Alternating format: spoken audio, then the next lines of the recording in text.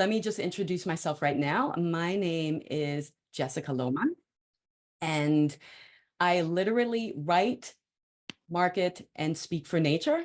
So I graduated with a Bachelor of Science in Business Administration with the major in marketing in 1991.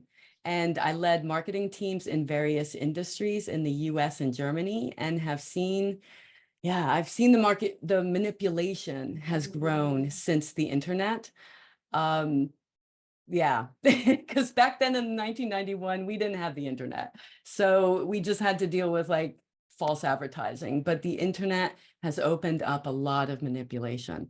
So, I started my career, and I also, in 2013, I decided to leave the corporate world, and I first offered a wide range of marketing services. And in 2018, I founded Ethical Brand Marketing. And that's when I started to phase out the operative services and just concentrate on strategy creation and one-to-one and group coaching sessions. So my goal is to help you master your marketing, sales, and messaging skills to attract mission-aligned clients. Okay, and my focus today is with this training for you to tweak this one thing in your business so that you stand out. Because I don't want you have to worry about getting clients or worry about money. I want you to be able to work on your craft and be able to focus most of your attention on creating epic campaigns that inspire entire generations to connect more with nature and shop consciously. And I understand that a lot of creatives don't like marketing and sales for various reasons, which I completely understand. So what I decided to do is to put all my effort into helping you with what I know best. And that is, because creatives are the most powerful and influential people on earth. With your designs, with your words, with your films and photos, you helped shift perspectives and inspire people to act. And I see this all the time, like a documentary film has helped people transition to veganism. Like, that's powerful. You don't mess with people's food. And to be able to do that, to make people eat more consciously, that's power. That's power. And with this immense power, you also have a responsibility to use your talent to shift behaviors, to create the world we need for future generations to thrive. So I'm very grateful for everyone who's here.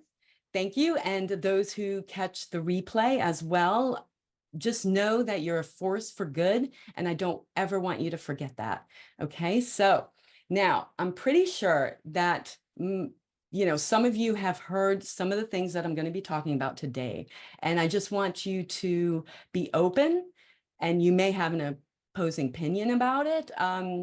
Just please remain open. And instead of thinking, oh, I've heard that before, and start doodling or checking your phone or whatever, maybe you can ask yourself, how can I implement this in my business? Okay, I want you to use this hour to your advantage by being fully present. Okay, so let's dive right in. The number one problem for freelancing creatives, regardless of whether they're in the eco space or not, is not finding clients. Whether that's not finding the right clients, not finding the mission-aligned clients, not finding clients with purchasing power. This is what people come to me about. And the thing is that finding clients may just be the easiest thing to do in our digital world today. Like, they're everywhere. They're all over social media, in communities, and in-person events. Clients are everywhere. The problem is not finding clients, it's attracting them. So making this problem a positioning one and not a localization one. Okay, and I'm about to show you how to position yourself so that clients come to you. Okay, now this strategy that I'm gonna show you today, it's one that works over time. Now, you are able to see immediate results, such as my students who quickly gained new clients, increased followers, social media engagement, and even speaking opportunities. However, you will need some time before you can reach high goals. Okay, so as a freelance creative, you are passionate about using your talent for good. You're full of inspiration and just want to create. However, the problem is usually is business. The business part of it also often gets pushed aside, and people just don't want to deal with sales and marketing. It's not something that people are normally really comfortable with, especially creative people who just want to use their talent, right? So yeah, they feel like self-promotion feels icky, self-serving. Does any of this sound familiar to you? Like, please put yes or no in the chat and give us one word about how marketing makes you feel. I'd love to read your thoughts on that. Oh, I'm seeing now from Turkey, Jonathan from Turkey. Hey, Carola from Germany. Okay, so stressed, yes. You've come to love it. Hey, Lisa Ryman, lovely. Yes, awkward. Yes, makes me feel fake, exposed. Yes, uncomfortable. Yes. Yeah. Makes me feel dishonest, like an imposter. How not to be a bother. Yeah. And it doesn't come natural. It takes so much time. Disconnection, cringe, stressing, uncomfortable. Yeah, I hear you. Hey, even as a marketer, there was a point in time where I was like, oh God, I don't want to do this anymore. However, it's a reframe. So hopefully I can reframe some of that for you today, because basically for me, marketing is not about the sales and really driving that sale. It's about connecting with people. It's about communicating with people and showing your talent in exchange for somebody who wants the result, the transformation. So today, let's just concentrate on fixing the problem of not attracting the right clients. And there are a total of 8 strategies that I teach my one-to-one clients as well as participants in our signature program called Marketing by Nature. But we only have 60 minutes today. So I will not be able to talk about all 8 strategies. So instead, I decided to give you my most powerful strategy so that you can start to become an expert in your field and set yourself up for long-term financial and impact success. And this is something you can start implementing today. Like I mentioned, it will take time to reach high goals, just like in every business, things do take time. And for those of you who want to go deeper with me and learn the other 7 strategies so that you can break out of the feast or famine cycle and secure a steady stream of clients, I'll give you an opportunity to do that later at the end. So if that's okay, we'll move on. Now, when you're not meeting your financial or impact goals, this is usually what happens. You end up like posting regularly, but only getting likes from friends or colleagues, not potential clients. You struggle to find the right message, unsure how to communicate your value effectively. Thoughts like, am I worthy? Who am I to talk about sustainability when I'm just starting out? Start to creep in. Seriously, every business owner at some point in his or her career has had imposter syndrome. So you are not alone. Every single business owner, even the most famous ones at some point. So do not feel bad. And also, like, you maybe feel unsure about how to stand out, causing uncertainty about your talents. And without a clear focus, you also can waste a lot of time on social media and with emails and nothing to show for it. I've been there, like in the early days when we were all on Facebook, right? I would go in there without a clear intention, and I'd want to do something, either post or engage, and then ended up an hour later wondering, what did I do? Okay, so social media is a big time consumer if you let it, basically, right?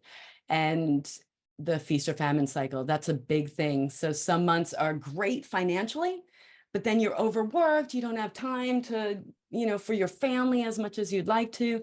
And then other months you're worrying about your clients. You're worrying about getting clients and worrying about money.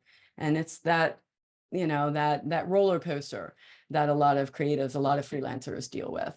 So does any of this sound familiar? Any of these 6 things? These are just a few. And if so, which one do you deal with? You could put it in the chat, please. So everything. Oh, Catherine. Okay. Yeah. Yeah. All of the above. Okay. Yeah. And if there's anything else that you can think of, let me know. Ineffective engagement. Sounds okay. Yeah. Prioritizing tasks. Yeah. Yeah. Yeah. Number 3. Yeah. Okay. Yeah. Yeah. Yeah. Hey, I've had them too. I've had them too. 3 years of thickest. Okay. Now, since many creatives struggle to find clients, they often try to do things to solve the problem, right? We want all our problems solved. So that is understandable. However, sometimes these solutions cause more problems and more heartache, and they're actually mistakes that can be avoided. So some of these mistakes are doing, let's say, random acts of marketing. Sometimes I also say like marketing on the fly. When you just dive in without a plan, you just start doing social media, because we all know how social media works, right? And we all know how to post. So then we just start posting, thinking that is our strategy. However, doing that is just one part of the implementation plan. It's not a marketing strategy. Another one, also dear to probably a lot of you, without a steady client stream, you accept projects even if they don't align with your values or even your financial expectations, right? You end up doing a lot more pro bono work or almost pro bono work, especially in the space with startups. Even if they're fair trade, they go to you and say, I don't have a budget. And then, so we kind of have to train them to understand that you're valuable and your services do cost money. But still, you want the client. So sometimes you accept every project, right? Number 3, offering too many things, like lowering your fees, agreeing to unrealistic deadlines, or accepting project changes without proper compensation just to secure the client. And the next one, broad statements like, I want to help save the world, or I help female business owners working for the greater good. Those statements are too vague. They're not specific enough. And so they don't really resonate. So it's just a little inaccuracy and like generalism in your messaging. And this is a huge one. And I'll probably do a whole live training on this one, only bullet listing your services. And what I mean by that is, copywriting, brand design, I do blog post or whatever, just listing your services without a clear, cohesive message or offer, because clients can't really do much with that. Like they don't really feel inspired to hire you because they don't really want copywriting. They don't want brand design. They don't want this stuff. They don't want a marketing strategy. You don't either. You want the results of it. You want the transformation, as do your clients. So that's the whole offer building part of it as well. Have any of you tried these 5 things, maybe all of them, at one point in your life, or are still maybe doing that? Which one? Put the number in the chat. Okay, Misha's guilty. All of them, yes. Yeah. 1, 2, 4. 4 and 5 for sure. Yeah, yeah. And like I said, there's nothing wrong with this. Absolutely nothing wrong with this. We all have done this. We all want to solve our problems, right? So the important part is that you're aware of it, and you're aware of your actions. You're aware of the activities that you're doing in your marketing. That is so important, and to be intentional. So yeah, like if you do these things, what I feel is that you're taking the highway to the bland brand danger zone. I don't know how many of you know Top Gun. I'm sure most of you do.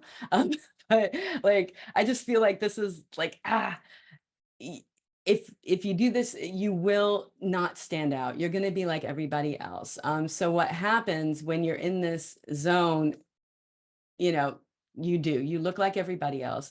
And Your clients actually, especially if you create client content for your clients, they want you to stand out because you have to do that for them. So they need that proof that you are capable of doing that for yourself. And what happens also is that if you do these things, then you feel like your talents and efforts aren't getting noticed because, you know, you're doing these random acts of marketing, and yeah, you have resonance from your friends and colleagues on LinkedIn or wherever, however, not from potential clients. And that's, yeah, it's kind of like a waste of time. It makes you feel good to get some engagement from your colleagues, but it doesn't help your wallet, right? It doesn't help your financial or impact success. So the next thing would be the generalist versus the specialist idea. Now, generalists know a little about a lot of different things, while specialists are experts and know a lot about one thing. And your dream clients may not hire you because they want a creative who specializes in solving their particular problem. Okay, so think about it. Like if you had a knee fracture, would you want to be treated by your general practitioner or an orthopedic knee specialist, right? You'd want the specialist, and so does your client. And so what I see, yeah, okay. Before I do that, tell me in the chat, what niche are you working in right now? Bland is the enemy, Jonathan. Absolutely, absolutely. So what is your niche? Who are you working for? Sustainability. Yes. Anybody else? Scientific content. Oh, sustainable fashion communication. Very good. Scientific contact. Yeah, that's interesting. So lots of charities and SMEs, small to medium enterprises. Technical scientific translation, focus on green topics. The fox or hedgehog concept explores finding niche. Yeah. Activist copywriting and eco-literacy for marketers. Ooh. Nonprofit and responsible running. Okay. Video strategy and creation, sustainability, e-learning. Okay. Wow. Great. Okay. Okay. Good, good, good. So I believe that the main reason for this blandness, like if you're not standing out, is there's a common belief that sustainability is a niche. Now, don't feel bad if that's what you wrote down. It's all good. It used to be a niche maybe 10 years ago, but it's not anymore. So I know you want to help protect nature. However, like sustainability or whatever eco word you use, it's just not a niche anymore. These are like broad terms. They're not specific enough. And what do I mean by that? Basically, because if you write that you're a copywriter for sustainable brands or you're a sustainable brand designer, like potential clients will not connect with you. They won't feel 100% confident that you are the right person to solve their particular problem. And the reason is that if you haven't spoken to them yet and they're only seeing your branding, they're only seeing your title on LinkedIn or wherever, without addressing their specific needs, they'll move on to someone who can clearly demonstrate the ability to solve their problem. Okay, because that's why they want you to solve their problem. They need to feel that confidence and they need to see it firsthand. So you may have heard the phrase, like, if you're speaking to everyone, you're not speaking to no one. This is exactly what that means, right? It's too broad because basically we have now so many freelancers. Okay, so most millennials and Gen Zers are moving into the eco space basically because like we have no choice, right? We have no choice. Well, I'm not a millennial or a Gen Z, I'm a Gen Xer. And I feel I don't have a choice. So while it's great to have your talent used for good, we need you. It also means that competition is growing rapidly. Like 11 years ago, when I started my self-employment business, I was maybe one of 3 marketers in Europe that like started to explore this ethical marketing space, right? And it has grown so much. And I'm so grateful because we need more ethical marketers out there to help people make a more conscious choice. Like, I'm so grateful. However, competition is rising. And I'm so grateful that people who are becoming freelancers, they're wanting to use their talent for companies who are not, yeah, trying to do harm to our environment. So grateful. So here are just some stats. Like this year, 75 million freelancers in the US alone. Okay. In 2028, it's estimated to be 90.1 million in the US alone. And the arts and design industry has its highest self-employment rate of 77%. Like, that's a lot. And that's where most of you are right now. And yes, Gen Z are the most likely generation to freelance because, like, people are just sick of corporate, especially the Gen Zers. They're seeing, like, mom and dad in corporate, back when I was in corporate, and going, we're not doing that. We're not doing that crap. I don't blame you. I don't blame you. So if you may have guessed, my most powerful strategy, this is why you're here, to attract mission-aligned clients, is niching down. Okay, now that is my solution. Now, don't leave the call because I know some of you may have heard that before. You may have thought, oh my God, I'm not gonna niche down. I like, I'm a creative. I want to do a ton of different things. Just hear me out, because there are a lot of beliefs around niching down that are just beliefs. They're not actually reality. So let me just break that down for you a little bit. So first of all, that this is one of the beliefs, that sustainability is a niche. And, we already hashed on that.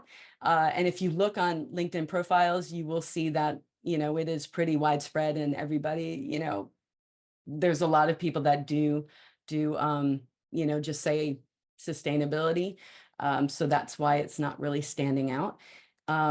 The fear of missing opportunities. Now, many creatives, or many people, actually businesses too, they fear that if they don't accept projects, every project or client that comes their way, they may not have another opportunity.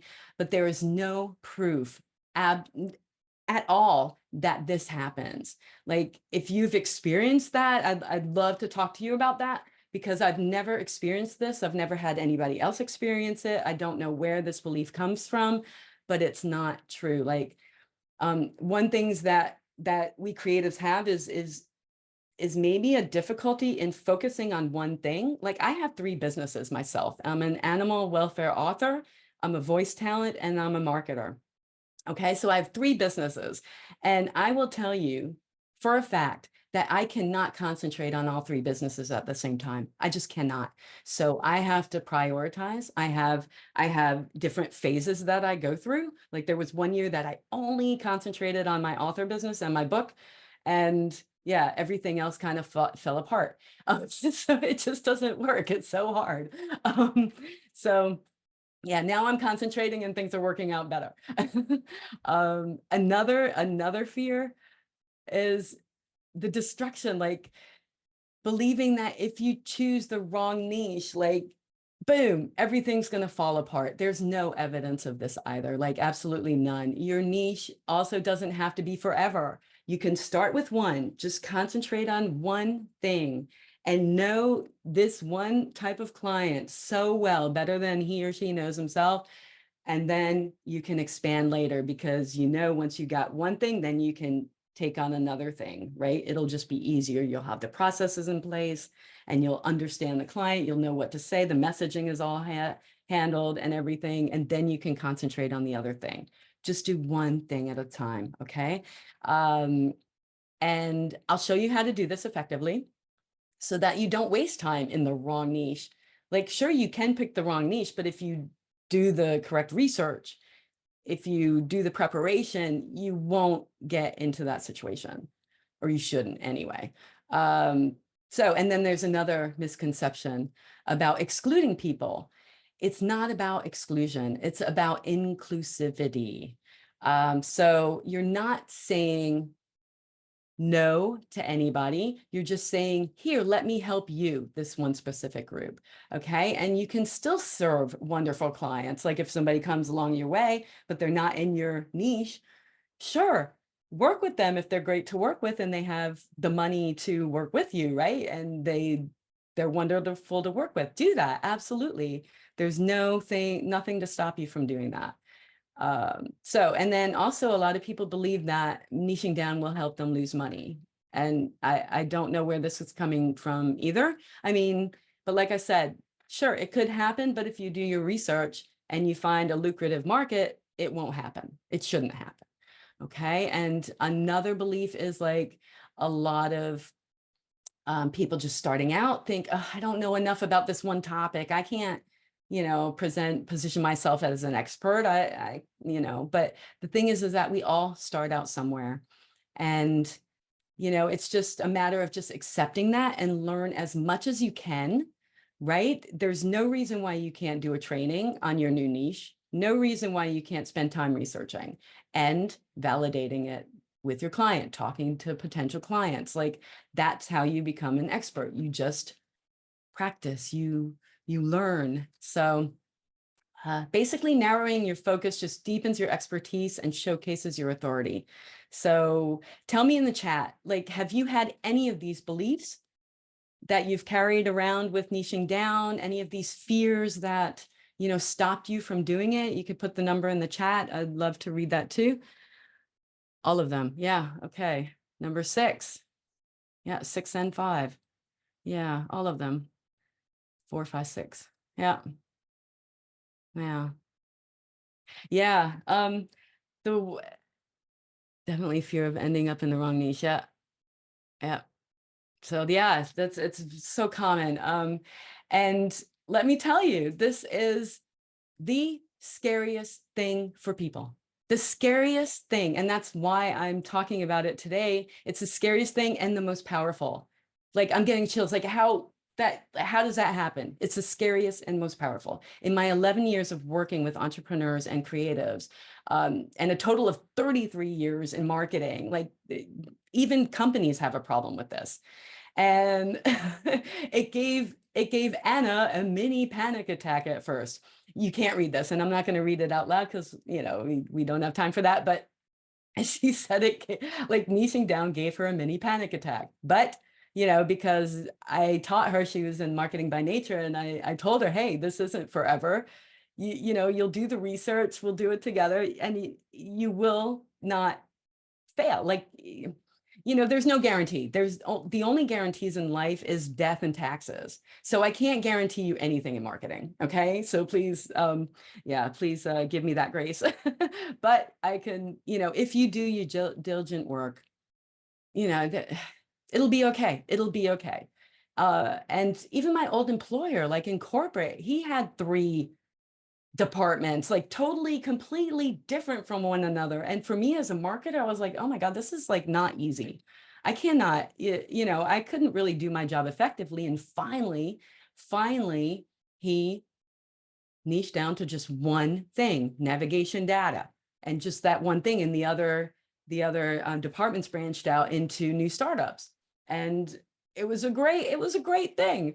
So, yeah, it's not the fact that, you are alone. And so one thing that I am is very dear to my heart is I want you to dare to be rare.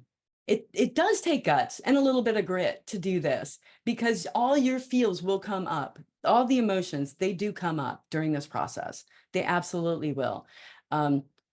And believe me, the benefits and results will outweigh the fear. Okay, it did. Yeah, Nicole, yes. Yeah, Nicole Kernish, she found Anna and contacted her because her LinkedIn profile was on point with what she was looking for. She did the illustrations for her website relaunch, and it was a match made in heaven with help from Jessica. That's lovely. Yeah, I will show you something later that Anna did for me, because she's a wonderful illustrator, right? And she's heavenly to work with. So that's it. Like Anna got Nicole as a client, and she loved to work with you, Nicole. She told me that too in private. So so basically, like my students, in Marketing by Nature, they learned this strategy right away. Like, it's a second thing that we do because it's so vital for a solid marketing strategy. And knowing your clients and focusing on one group will make you an expert in your niche.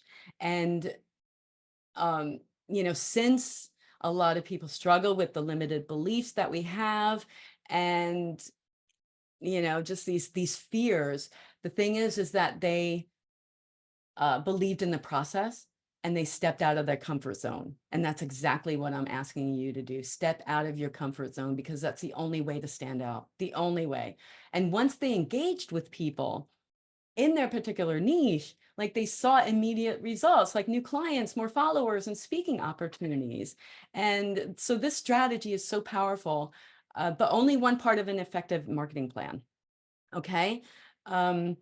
It's like you need the other pieces as well. So we can talk about that a little bit later. So now you're probably wanting to know, like, how to niche down properly, right?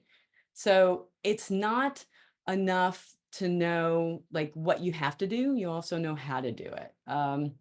So I want to share my 5-step process with you right now on how to find the right niche for you. The first thing is to identify your sweet spot. Okay. Now, I will give you this PDF, by the way. I'm sorry, I should have mentioned this in the beginning. I will give you this PDF so you don't have to, take notes of what's on here or screenshots. And they will have links. See, there's a link to a Miro board, which I will show you in just a minute as well, on how to identify and define your sweet spot. Okay. The next step is to identify your ideal client and their specific problems. And this takes online research. Okay. You have to research to understand your client's problems and research the industry, right? To analyze the trends and, the problems within the industry as well. Okay. And then the third step is to gain client insight by conducting interviews with them, with potential clients, to validate their needs. So you identify the root causes of their problems. And if you're creating any kind of content for your client, you're actually not creating it for your client, right? You're creating it for their clients or their customers. So you have to know their problems as well, right? Because you have to be able to speak to them directly as well. So the fourth step would be to refine your problem analysis. So you optimized what you mapped out after you validated your client's needs and their problems. And now you have to refine step 2. Basically, this is like an iterative process. It's not like you do something once and then you're done. This is marketing strategy, kind of like your website. Your website is never done. Your branding is never done. Like, you're always evolving. You're always adding on to, to your messaging, to your branding, to your marketing. So you do want to refine and make sure that you always have like an updated problem analysis of your clients. So, and the last step would be to define your client avatar. And that is when you identify patterns and characteristics of your dream client once you speak to them, once you gain all that knowledge. And then you can, kind of cluster them, and then you can more easily find them and know where they hang out, right? So we don't have time to map out everything right now. What we do have time is to, let me just show you what that means, like with the sweet spot thing. Again, I'll put this in the chat. Right now, I'll just put the Miro board in the chat if I can. Let me see. Oops. Divyesh just did that. So the Miro board is now in the chat. What you can do is you can copy this and work on it afterwards or tomorrow, whenever. And what it is, like, you describe what kind of a societal impact you want to make with your talent. Okay. This is all related to what you can do, right? Don't pick something that you have no talent in. Like, that makes no sense, right? You have to be able to do it. So in the green blob, put in your societal impact. And then in the bluish purple blob, the pressing problem of the ideal client. like what is their main problem that you can help solve with your talent. And then the third one, in the pink one, is what you love to do, your passion, right? And it also has to be related to what you specialize in. And then number 4 is the client with purchasing power. And this is so important. That client, like you cannot pick teenagers when you can't find their parents, right? So you have to find clients who are willing and able to pay you. And so put all that together and that's your sweet spot. Okay, that's just one exercise. So, if you can map this out afterwards, that's homework, that would be great. And after you do that, then you start doing your online research. Like I said, you'll get this PDF, so you have the steps right there. And, it's just so amazing that once you know your clients, they will be surprised maybe that you know so much about them. Yeah, it'll be so worth it. So I also, in this PDF, I also give you an example. Okay, so that you can also use that as an example. So now what happens is people will do the sweet spot exercise. They will do the online research exercise. This is all in good. You could do that behind your desk and stay kind of hidden and don't have to put yourself out there. Most people give up at the time when they have to start contacting potential clients and going on these kind of interviews and validation process to talk to them. That's when people give up. And because it's getting out of their comfort zone. It's scary, right? And, especially if it's a new niche, you're not really familiar with it. You've just done a little online research, but, I don't want you to be like most people. So if you want to succeed, you have to reach out to potential clients, especially in the beginning. And, because guessing their needs isn't enough. You really have to talk to them. And so I want you to get out of your head. Don't worry about it and just do it. Okay. Just do it and reframe this. It's fun to talk to clients who you want to help. Okay. That's the reason why you're in business, because you want to help your clients. You're not in business to make money. Sure, money's very important. We need money and we need money to make an impact in this world, right? Absolutely valid, totally necessary, but that's not the only reason why you're in business. Hopefully you also really want to intentionally help your client. And they will notice this if you go in with that intention. I want to help my client, so let me get as much information from that client as I can so that I can help and serve him, her as best I can. Okay. And, like I said, my students, they were scared, but they did it anyway. They gained the confidence. They found the people who actually wanted to work with them. And they were clarifying their messaging and they were turning their sales calls into conversations and not pitches. And so that is powerful. If you go into a sales call when you know what you're talking about, you have an offer that they will want. You're not just bullet listing your services. You actually can solve their problem with your offer. That's powerful. That's an irresistible offer that the clients will say, hell yeah, I want that. Sign me up, right? Now that you know how to do it, I'm just going to go into a few ways of how you can mess this up, how you can choose the wrong niche. Okay, so bear with me. Now, there's one way to be way too specific. So way too specific could mean that you are targeting redheaded 30-year-old coaches with tattoos living in Cambridge who need their ESG reports for clients completed by January. You may find one person. Okay, now don't niche down like that. Okay, there's no reason why she needs to be redheaded. She's very beautiful. There's no reason why she needs to be 30. No reason, so be careful with your being too specific. Okay, you could be too broad, you could be too specific as well. So the next thing would be not doing your research.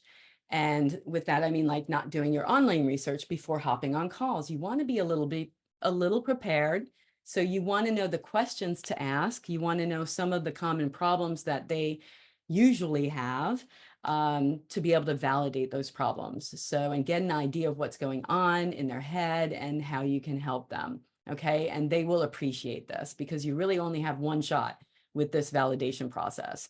Because you're like, it's an interview. So they're going to give you time, maybe for one interview. So the next thing is not validating your client's problems, just doing online research. Okay. You got to do both. You got to validate it by talking to them as well. And next one, yeah, choosing a niche that you're not really passionate about just because it may bring in money, because it's more lucrative than the one you're passionate about. Yeah, if you're not passionate about it, you're not going to feel good about it. You're going to feel resentment. You're going to get frustrated. It's not going to be fun. So try to, make sure that all the things in your sweet spot are covered. All those boxes are ticked. And the next thing is ignoring market demand. Okay, you do want to make sure it's a lucrative market and not a trend, not something that's going to be gone later. Like, if I always think of like dancing on TikTok. Like if you're teaching people how to dance on TikTok, I don't know how much of a future that will have, or like Facebook right now, right? So make sure it's a viable market before committing. And yeah, so I do believe that once you take the step, that you will start to achieve success and start to get more clients in. But there are other things that you also need to do. It's not just the niching down. So one thing is you have to craft a powerful message so that it resonates with clients with purchasing power, right? In your niche. And this is a whole ecosystem. I'm not talking about copywriting. That's a whole different course, right? Copywriting is something that brings your message forward. It's the cherry on the cake. What? No, cherry on the icing? I don't know. But I'm talking about the whole messaging ecosystem. And what I mean by that is like not just knowing their problems, it's knowing their beliefs, maybe their limited beliefs, why they're doing the things they're doing, knowing the things they're trying to do that also cause other problems, the mistakes, right? We even talked about mistakes in this one. Jonathan, homework, yes. Just saw the chat. It's knowing like basically what they're going through, like what is their day-to-day type of thing, and how you can help them. It's putting all these pieces together to be able to speak to them directly. That's what that means. Like you want to speak to your clients directly. And that's exactly what that means. So the next one is building that irresistible offer. Like I said, not a bullet list of services, because the client does not want illustrations or brand design or copywriting or UX design. The client wants a transformation, the results of that. And he or she needs to know what that is, what those results are. Very important. And the next thing, you also need to learn how to sell, because you can sell easily and comfortably and effectively if you have the offer, if you niche down, if you can really help that client. Like I said, it's a conversation. It's not a sales pitch. Okay. It's just talking, exchanging information, and you exchanging a service for money. So, and you also need to understand how to handle objections, because an objection does not mean no. A no is a no. If somebody says no, boom, they're gone, right? You will probably not convince them to say yes. But if they say, well, I don't have enough money now, or whatever, that is an objection. And that means yes, but, and that's the start of the sales conversation. So there are ways to handle that conversation to your advantage and to their advantage so that everybody's happy. So that's very important too.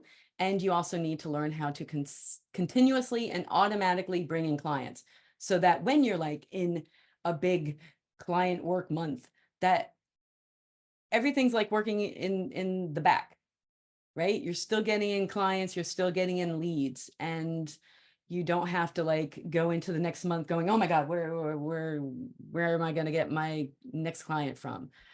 So this needs to be like streamlined.